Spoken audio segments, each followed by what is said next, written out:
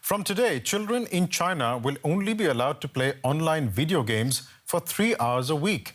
Authorities say under 18s can only play online games between 8 p.m. and 9 p.m. on Fridays and the weekend. Gaming companies are expected to enforce these rules. The government claims this is to protect the, quote, physical and mental health of minors. Li Han Chao and her son are shopping for video games. But how long he can play will no longer be at her discretion. While she accepts that gaming can be addictive, she says it can help childhood development. If you limit the time they play, it's all right. Also, video games may teach kids how to face pressures. For example, when they're challenged by a game or level, you can see how they react emotionally. The move to curb game time is seen as an effort to encourage China's youth to play less and study more. It might just work. It's like there's a fight between two thoughts in my head. One says, this regulation not allowing me to play games is so annoying. The other says, you're in your last year of high school, you should be studying. At this cyber cafe, however, the die-hard gamers are unsurprisingly not keen on the new limits. Some think the government's hardline stance on gaming companies could backfire. There's no need for China to boycott games in this way. Because the internet companies here are developing, and gaming is part of it. I think if China resists it too much, it will restrain the development of talent.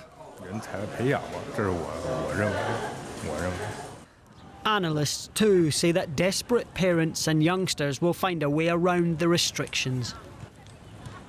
There are always loopholes. For example, I can imagine some countries have already begun to deal with it. For example, account leasing, which means that adults rent accounts to young people or modify mobile phones, or there will be human skin masks in the future.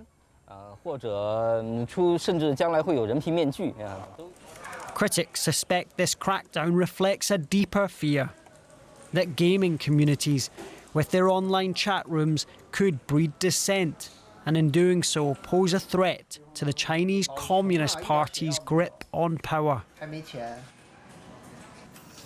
DW's Clifford Coonan reported from China for over a decade and joins me now in the studio for some context on this. Clifford, welcome.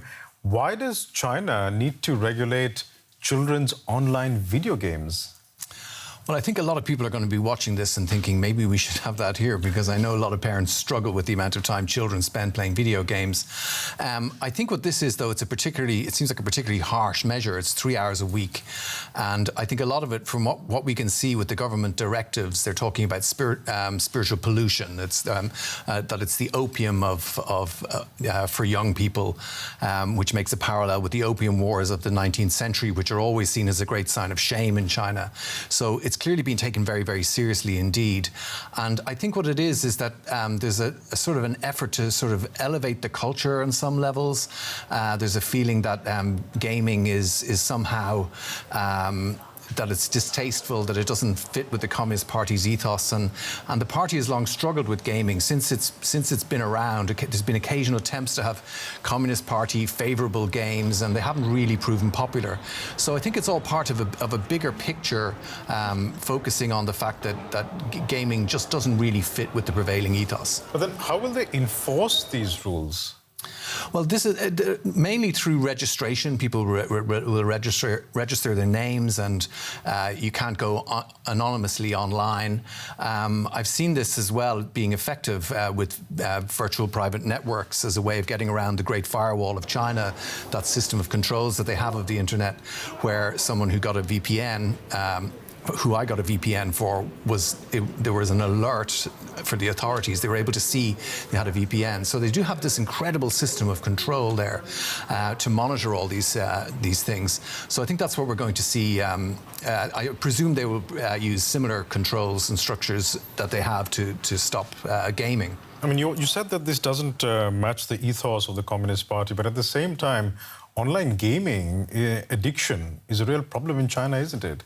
This is true. I mean, years ago they had camps where they would send people for addiction to gaming. It is true that people are spending an awful lot of time playing games, and as I was saying earlier, I think it's a global problem for a lot of people. They worry that children are spending too much online, but it seems to me that this is going too far in some ways. It's kind of basically taking things way too far, and there's more stick here but very little carrot. I think if you're going to introduce a system of controls like this, you have to have something, replace it with something. But I think that's what's going to cause the most anger in China, is that this is just coming out of the blue and there's nothing to replace it. I mean, what is also coming out of the blue is China's crackdown on online celebrity culture, for example, or its crackdown against very rich celebrities, very rich individuals. This is all happening at the same time as these new rules on controlling video game playing time. What is going on here? Is all this connected? I think it is all connected. What we're seeing in recent months, indeed in almost a decade of Xi Jinping's rule, the whole idea of Xi Jinping as being a central figure, of the party being central to everything that happens in society, is becoming more and more prevalent.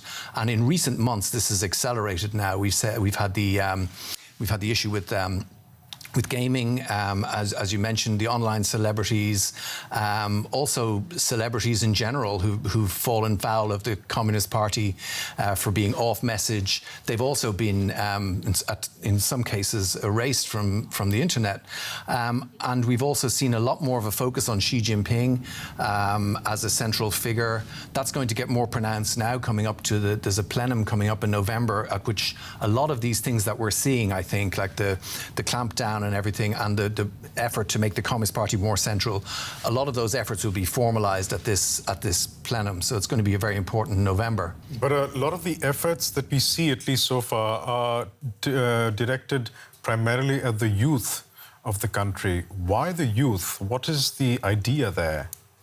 Well, this is kind of interesting. I mean, to draw parallels with the Cultural Revolution, which was very much focused on the youth as well, it is very much part of the Communist Party's methodology is to focus on the youth. And there's a feeling that the international elements, there's quite a lot of these are quite international things. Gaming is quite an international concept, and I think there's an effort to control that.